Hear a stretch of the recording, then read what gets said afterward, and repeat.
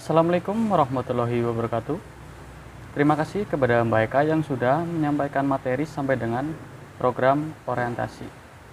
Kemudian saya akan melanjutkan materi tentang manfaat program orientasi. Salah satu manfaat program orientasi adalah mengurangi kecemasan karyawan baru. Pendatang baru dapat mempelajari tugas-tugasnya dengan baik. Bisa saja organisasi memperluas manfaat program orientasi, misalnya dengan program yang berfokus pada persoalan adaptasi sosial. Pada program ini, mereka didorong akan memiliki peluang keberhasilan yang tinggi. Kenapa dikatakan demikian? Karena didorong oleh yang pertama, karyawan yang lain tidak memedulikan kehadiran mereka. Karena biasanya karyawan baru itu tergantung pada diri sendiri dan belum memiliki banyak teman daripada karyawan. Kemudian yang kedua, para penyelia bersifat penolong. Para penyelia menolong para karyawan baru untuk mengetahui informasi-informasi agar mereka tidak merasa cemas.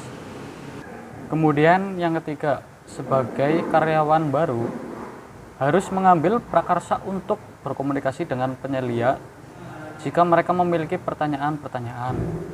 Jadi mereka harus bergantung pada diri sendiri dan harus berinisiatif untuk mengetahui informasi-informasi lebih lanjut. Kemudian aspek program orientasi. Menurut Martoyo tahun 1994 terdapat beberapa aspek yang tercakup dalam program orientasi, yaitu yang pertama, masalah-masalah organisasional yang meliputi sejarah singkat organisasi, organisasi perusahaan, nama dan jabatan kreditur, yang meliputi layout fasilitas yang tersedia, periode percobaan, kebijaksanaan dan aturan perusahaan, peraturan-peraturan disiplin, prosedur keamanan, tentang buku pedoman karyawan, proses produksi, produk atau jasa lain yang dihasilkan. Kemudian yang kedua, perkenalan dengan staf pelaksanaan yang meliputi atasan, pelatih rekan kerja, dan bagian bimbingan karyawan. Kemudian yang ketiga, tunjangan karyawan yang meliputi upah atau gaji, cuti dan libur, jam istirahat, pelatihan dan pendidikan, konseling, asuransi, program pensiun, pelayanan organisasi terhadap karyawan, kemudian program rehabilitasi. Kemudian yang keempat, tugas-tugas jabatan seperti lokasi pekerjaan, tugas-tugas pekerjaan, kebutuhan keamanan, fungsi jabatan, sasaran-sasaran pekerjaan, dan hubungan atau keterkaitan dengan pekerjaan lainnya. Tidak semua program di atas harus dijalankan pada masa orientasi. Ruang lingkup program orientasi yang diberikan sangat tergantung pada kondisi organisasi, posisi atau jabatan yang akan dipegang oleh karyawan baru. Namun demikian, sejumlah informasi umum patut diberikan pada semua karyawan baru. Informasi tersebut meliputi yang pertama, sifat dan sejarah perkembangan perusahaan. Kemudian yang kedua, gambar proses produksi serta keadaan perusahaan. Kemudian sedangkan hal-hal khusus yang berhubungan dengan pekerjaan yang sangat perlu diketahui oleh pekerja baru adalah kondisi kerja, upah dan jaminan sosial, program kesehatan dan keselamatan, kemudian program pelayanan, uraian jabatan atau job description, kemudian tempat dan peralatan kerja, teman atau bawahan dalam bekerja, dan hal-hal lain yang sesuai dengan kebutuhan penyesuaian diri. Ditinjau dari aspek waktu, masa orientasi dapat dilakukan dalam beberapa jam, beberapa minggu, atau beberapa bulan. Pengenalan mengenai perusahaan atau pekerjaan pada karyawan baru dalam masa orientasi bukanlah hal yang pertama. Karena pada saat proses seleksi secara langsung maupun tidak, karyawan baru telah diperkenalkan dengan kedua hal tersebut. Selain untuk mengenalkan karyawan baru dengan perusahaan atau pekerjaannya, Pada masa orientasi juga dilakukan penilaian ke karyawan. Untuk mengetahui kemajuan karyawan baru, dapat digunakan daftar kemajuan karyawan atau checklist yang juga merupakan tindak lanjut hasil wawancara saat seleksi. Kemudian materi selanjutnya tentang keberhasilan program orientasi. Pemberian informasi yang tidak tepat dapat menimbulkan situasi yang buruk bagi pegawai baru maupun organisasi atau perusahaan. Banyak informasi yang diberikan dapat menyebabkan karyawan baru kewalahan, sementara pemberian informasi yang tidak tepat waktu atau tidak tepat takarannya dapat menimbulkan kecemasan pada diri karyawan baru. Banyak informasi yang tidak layak diberikan pada karyawan baru juga dapat berarti bocornya rahasia perusahaan. Oleh karena itu, perancang program orientasi harus peka dalam melihat hal tersebut. Dengan orientasi dapat mempercepat masa adaptasi yang menjadikannya produktif. Kemudian, Martoyo pada tahun 1994 berpendapat bahwa keberhasilan pelaksanaan program orientasi sangat bergantung pada karyawan baru dan organisasi yang menerimanya. Keberhasilan program orientasi dapat ditandai oleh situasi karyawan baru merasa mantap dan karyawan lama menerima karyawan baru tersebut dengan baik. Sebaliknya, bila pada masa orientasi timbul kesalahpahaman di antara karyawan lama dan karyawan baru atau karyawan baru tidak betah, maka hal ini berarti orientasi kurang berhasil. Agar orientasi berhasil, menurut French 1986, prosedur orientasi layaknya melalui perencanaan di mana program tersebut dikhususkan untuk memecahkan persoalan spesifik karyawan baru.